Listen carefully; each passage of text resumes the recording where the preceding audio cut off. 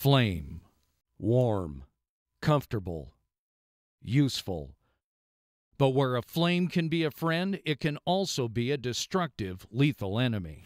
911, what's your emergency? I have a fire. Where? Just east of Chevron Park. Look to your right. So it's up on top of the rocks. Now all I could see was right where it's burning around this big rock.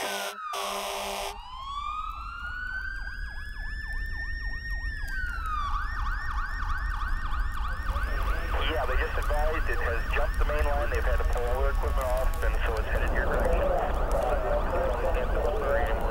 This thing has no indication of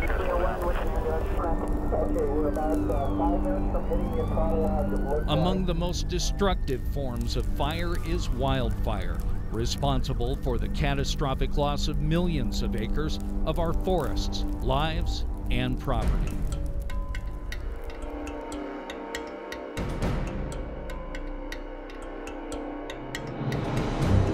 Central Oregon's wildland-urban interface, that zone where forest lands and civilization overlap.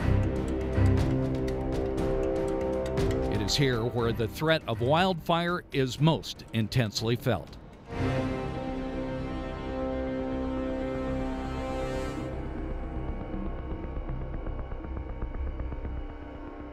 I saw a small plume of smoke coming up from way across the river and didn't really give it a second thought. And it was early August 1990, Aubrey Hall fire. At that time we thought it was an abandoned campfire, and we found out later it suspected arson. Okay, we're about 5 minutes from hitting the Entrada Lodge, it looks like. About the time I got to Entrada Lodge, you could feel the heat of the Aubrey Hall fire through my open window of my car. I couldn't see the trees in my front yard because of the smoke. What we're going through right now is we don't know whether we're homeless or not.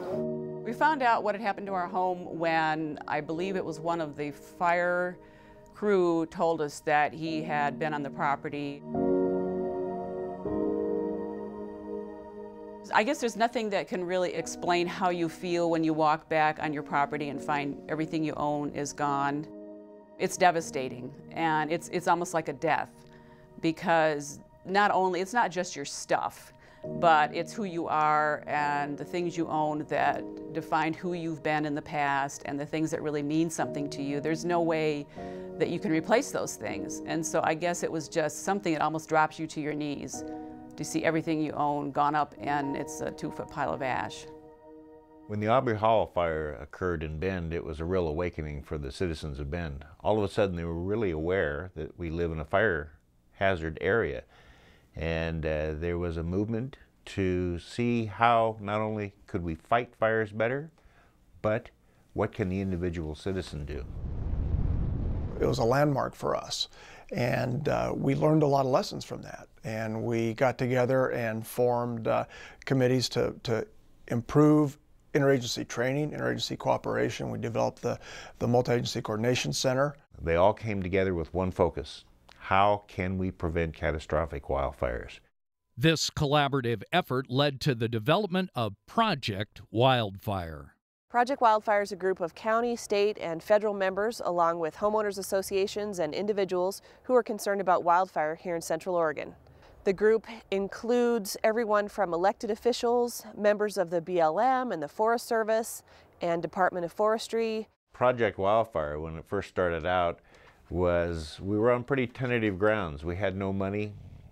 All we had was a group of people who had a desire and one focus. We've tried to keep that focus by keeping a variety of people involved.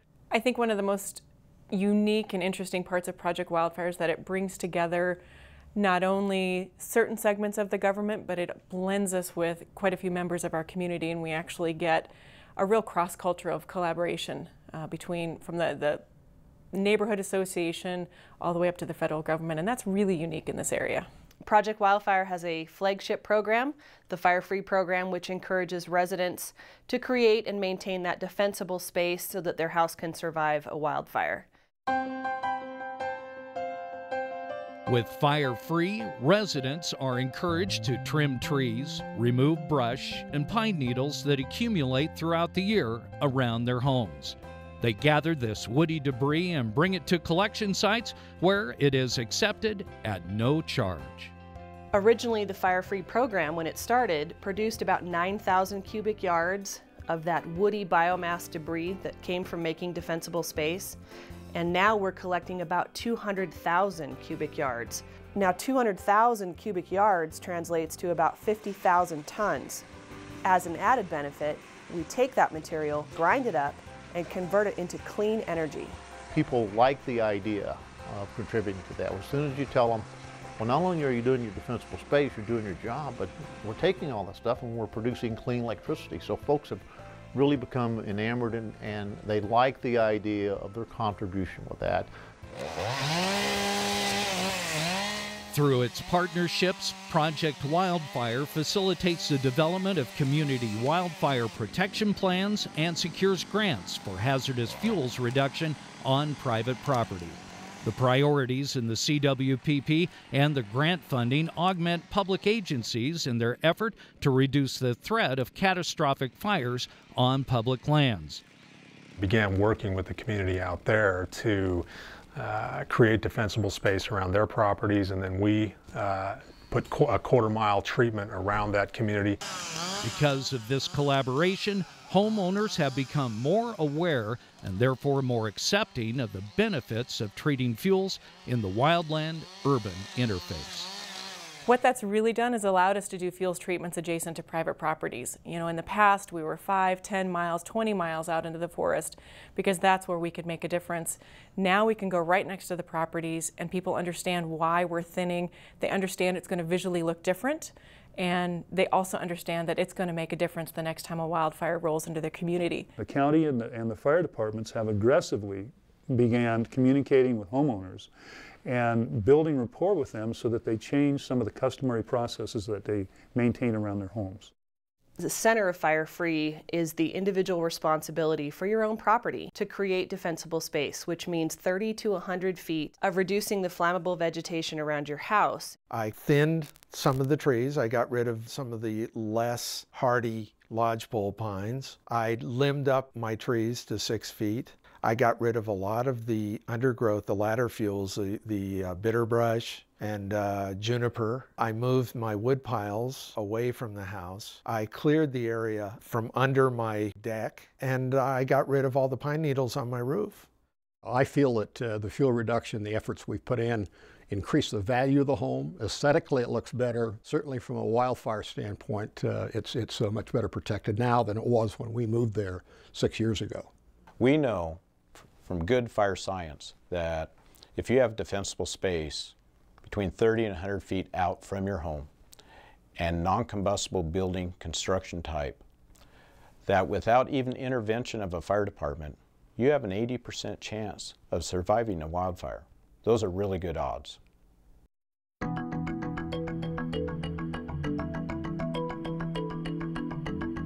Almost 20 years to the day of the Aubrey Hall fire, another fire broke out down by the river, actually about 400 feet in front of my home. Thankfully, we had participated in Project Wildfire and the fire-free cleanups, and I firmly believe had we not done that, my house would have burned down that day because we had cleaned up all the fuels, the ladder fuels between our home and the river. And so once the fire got going, it really didn't have as much fuel to make it climb up the hill toward my home. So for me, that was the day that I knew 100% that Project Wildfire had saved my home. The fact of the matter is that we haven't lost a home to a wildland fire since 2003. Through our education programs at Project Wildfire, we have been able to see an increase in awareness and really move towards what we call a fire-adapted community. And by that I mean a community where residents actually get it. They understand that they're responsible for their own property and that in just a few simple steps they can create a defensible, survivable space where wildfire isn't going to destroy their home. In the last 20 years, I've seen a lot of public behavioral change. People understand now through good quality education, good engineering principles, and also enforcement of local laws that it is their responsibility to be a good steward of their property. When you know that there are things that you can do that will change the behavior of fire around your property, you live much more comfortably. I feel a lot more confident about knowing what I need to do to keep my property cleaned up and safer. I'm not nearly as intimidated by the thought of wildfire as I used to be. Increased confidence in a safer community demonstrates that Project Wildfire is a success. But where do we go from here? The challenge with a growing community in Central Oregon is that you have a lot of new people coming in. And so the efforts to educate the community have to be ongoing. Using its partnerships, Project Wildfire offers a number of tools and incentives to reach homeowners, including printed materials, community presentations, and assistance in developing community wildfire protection plans.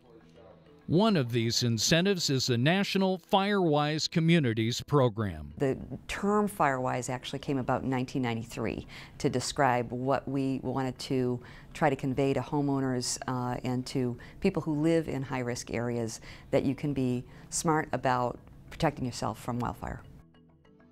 Aubrey Glen was one of the first FireWise communities in Central Oregon. Aubrey Glen's Homeowners Association did a fantastic job with collaboration, working with government departments, mitigating those fuels. They came together as a group and in one fell swoop certified their entire subdivision. One of the reasons we initiated the FireWise Communities recognition was that we knew that the vast majority of the problem is already existing. You have existing homes, existing communities that were built sometimes back into the 60s and 70s, where you've got to resolve that problem that exists. Using tools such as FireWise and FireFree, Project Wildfire will continue to build fire-adapted communities. We realized early on that Project Wildfire and FireFree and that education component needed to be a year-long approach. Here we live in a fire-prone environment, and we are attempting to become a fire-adapted community where everybody understands that this is where we live, this is what we're going to bump into every summer, and that there are steps we can take to mitigate the potential losses. We're never going to get rid of wildfire. We're in an area known as Lightning Alley. We'll get 5 lightning storms lasting 3 or more days every single summer. It's not if a fire will happen again in the summer, but when.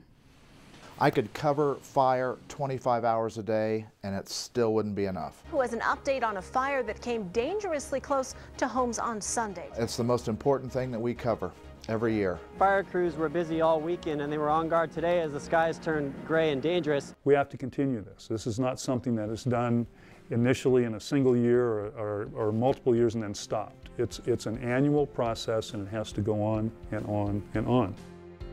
With the ongoing commitment and dedication of its partners, Project Wildfire will lead Central Oregon into the future.